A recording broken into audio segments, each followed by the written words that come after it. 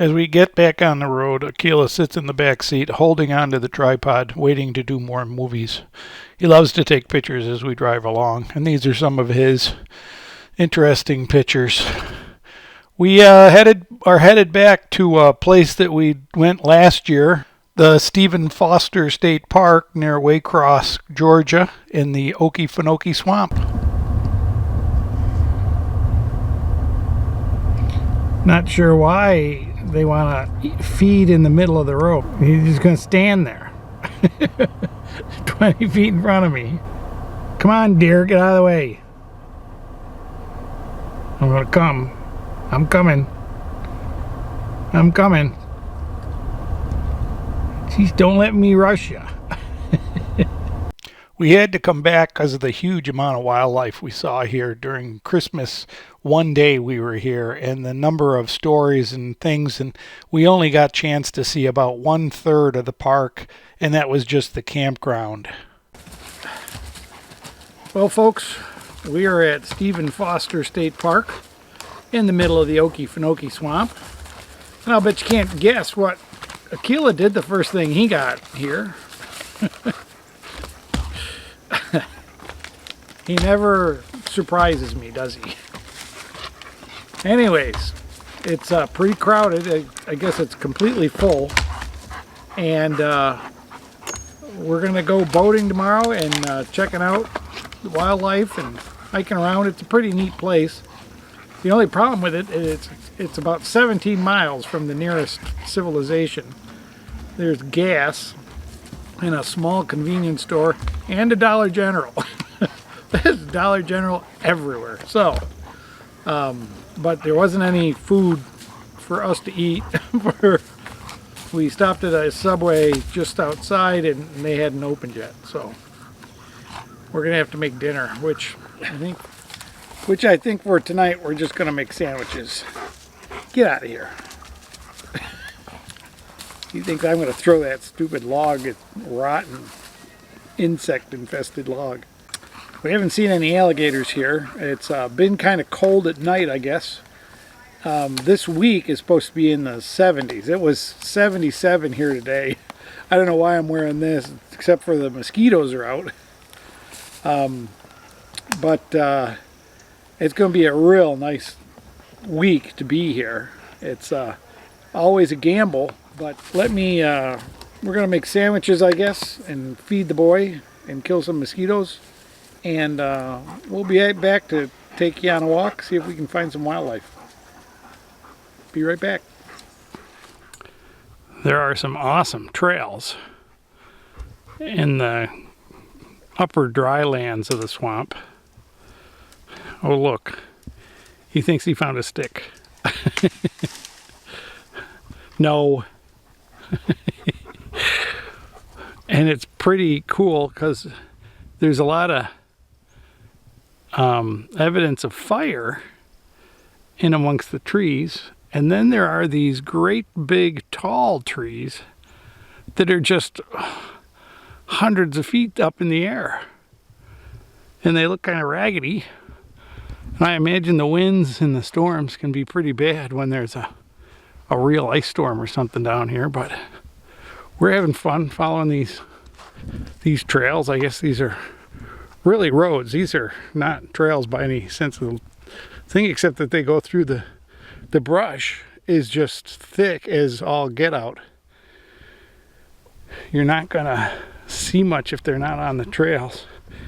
And there's old stumps from the days of when they were logging this area, because this the whole swamp was logged. There's some really good kiosk information up near the visitor center and the gift shop. Here are some of the costs for the daily boat tours.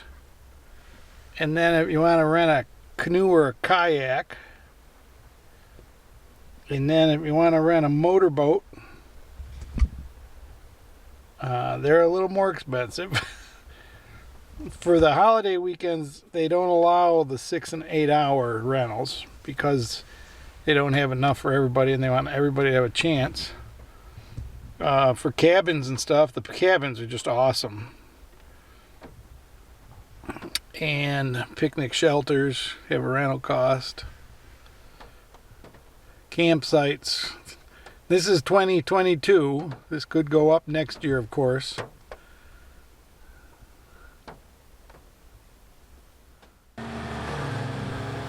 Taking the tour boat out from the boat launch area and docks. Our guide here is named Alex, and he's a young ranger that pretty much knows this swamp real well. He's been here over 8 years. Now, we are actually going to come across some of the more common tree species that you will encounter here within the Okefenokee. So the first one is going to be the black gum tree, also referred to as black tupelo, which if you look right behind me over here, we've got some very nice examples here. Now, black gum are sometimes mistaken for cypress because they both grow in the water and they both have the iconic bell bottom. But one key difference is going to be the bark itself. So over here we've got some more black gum next to some cypress here. As you can tell, the bark between the two is very different. See, the black gum bark like this one over here, it's going to be gray and crinkly, like an alligator with eczema. Whereas with the cypress tree like this nice one right here, as you can see, the bark is going to be cedar-like, long, thin, and papery. Alex continued to give us a long tour and guide of all the things we saw. He was very knowledgeable of the swamp, and some cormorants up in the trees, and there were also some ingas or whatever they're called, the snake birds. Here's a wood stork, pretty nice looking bird. There we go, just posing nice and pretty. He did tell us these were endangered in Georgia or threatened. Of course, they're not in Florida, which we're right on the border, so I don't know what that means.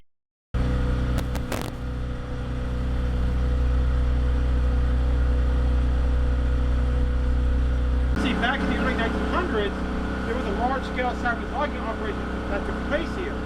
So when the loggers came out, they actually took out the vast majority of This stump sticking out of the water here is about an 8-foot wide stump from the cypress that were logged 100 years ago. The swamp had such huge trees, and of course cypress is a very resistant wood from rot and everything else. And these trees, they grow in the water, but they have to germinate on dry land. They have to wait for a drought to actually grow. So it's a pretty interesting plant. Yeah, so the spookers are quite rare here, though. I mean, they're quite a treat. But normally they're coastal birds. Well, I'm laughing at the alligator on the log there. Oh, yeah. Completely. Oh, look at the little alligator on the log. Oh, he's completely at right Huh? now. Nope. Just looks like it when he's swimming Yeah. along. But they're, and many locals also call them a water turkey. Because when they swim, their elongated tail feathers actually fan out like a turkey tail. Really? Not the fact that it tastes like turkey. We took the early morning tour boat, and it was supposed to be for 12 people, and there were only 3 of us in it. So it was really nice. We got to stop and look around as we went through the swamp, and Alex was a virtual dictionary of information. Yes, Snowy.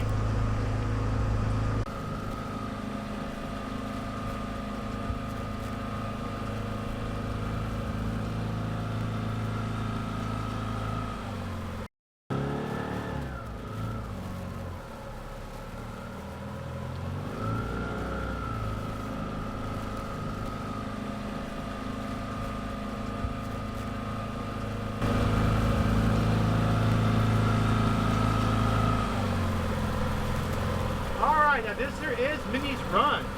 Now, Minnie's Run is very popular with our guests because it's actually one of the most scenic areas within the refuge. And that's because when you come through here, you always seem to get that classic swamp look or that classic prehistoric look. In Minnie's Run, he dipped down and grabbed out a handful of bladderworts, which are a kind of carnivorous plant that have little bladders that open up and suck in diatoms and microscopic animals and eat them, which is pretty cool.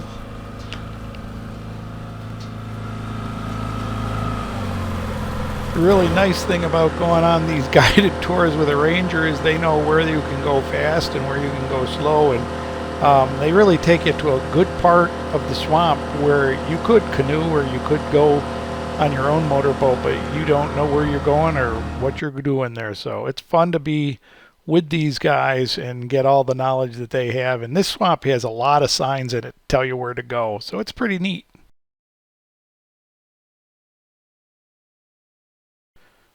The first time we were at Stephen Foster Park, the people kept telling me about how they saw these animals on the dike, and it was such a neat place and all these things. And we tried to find this before we left, but we never did find the dike. And then I realized, talking to the manager of the park, that this is the sill. This is out in the wildlife refuge, and it's a experiment they did in 1963. They were trying to flood the swamp to put out forest fires. So they built this ditch and dam. They took the water, they took the dirt out of the ditch and made a dike. They called the canal there a barrow because they borrowed the dirt to make the dike. And it's a 7-mile long dike that did not work. So they kind of destroyed it, but it's a really nice driving path that you can drive. They call it the sill.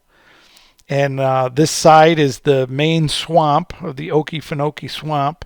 And the other side is a mix of plantation pines and regular upland heavy growth areas for trees and hardwoods and swampy areas. And what we're coming up on right here is the actual Swanee River as it empties out the swamp, as it drains the swamp. And this is a great canoe route. You start on the sill and you can go down. It goes 264 miles to the Gulf of Mexico. But we met a couple of guys that were there, and they said they were heading out for 3 days over Thanksgiving, and they were on their 5th or 10th time. I really are not that good with Southern yet. It's a different accent and a different way they talk. But we came here, and there were alligators living on the one side of that canal, but they weren't on the roadside. Although we did see one cross from the forest over the road and down into this canal. But when I put up the drone, all the alligators just left instantly. It's like they just all went into the swamp. But this is called a black water swamp, and it's like looking into the reflection of a TV. When you look into the water, all you see is sky.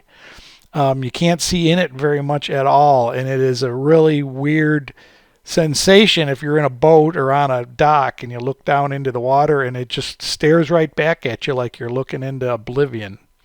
Pretty cool place. If you get a chance, go visit Stephen Foster State Park in Georgia in the Okefenokee Swamp.